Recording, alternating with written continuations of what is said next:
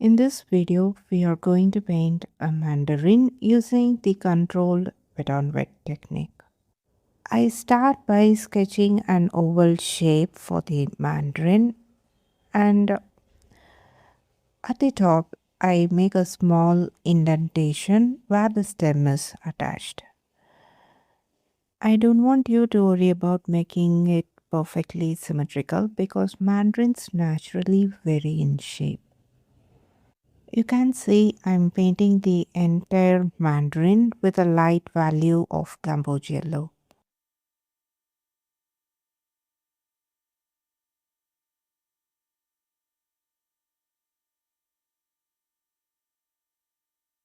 While the surface is still damp, I apply Indian yellow, leaving the highlight area untouched.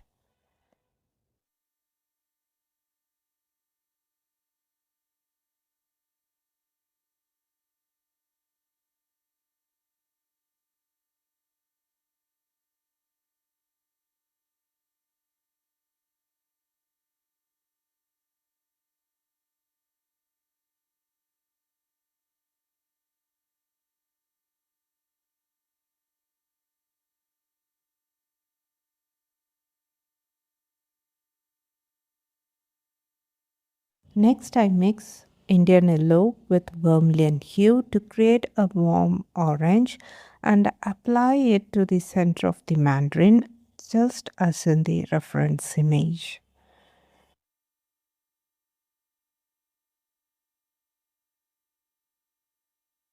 After placing the warm orange at the center, I slightly spread it outward so it blends into the Indian yellow. Then I extend that same color towards the bottom to build the form of the mandarin.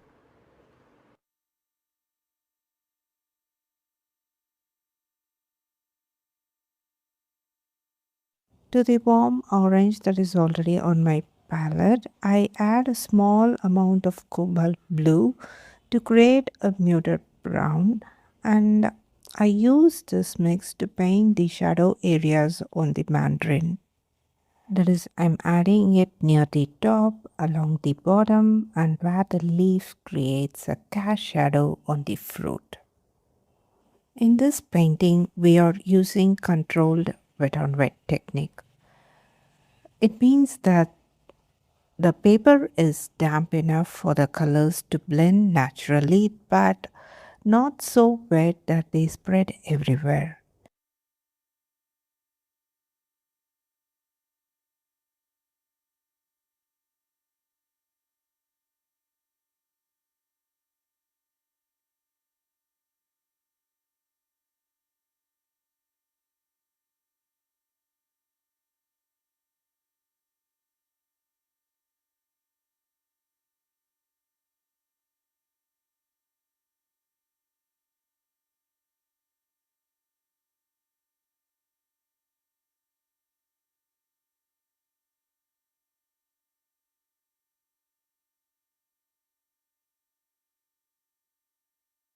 Now let's paint the stem and the leaf. For that, I mix gamboge yellow with cobalt blue to create a green shade. Then I use that mix to paint both the stem and the leaf.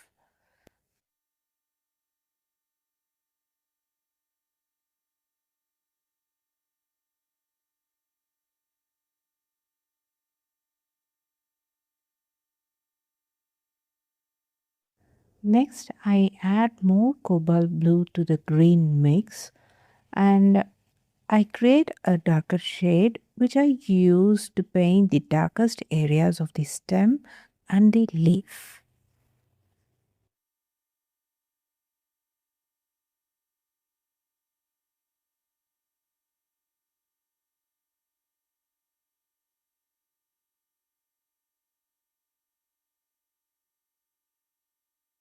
Now I'm using gamboge yellow and vermilion hue mix that is already on my palette to add a few tiny speckles to the mandarin, giving it the characteristic texture of the fruit.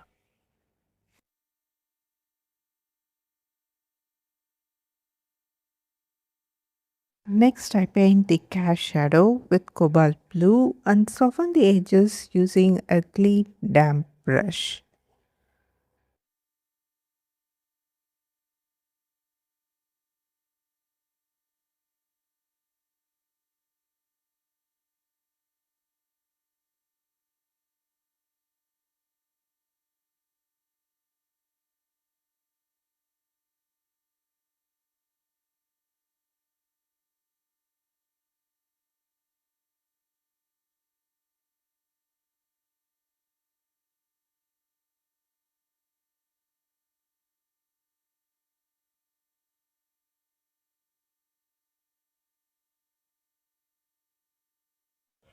The final step is painting the background. For that, first I wet the area on the left side of the Mandarin.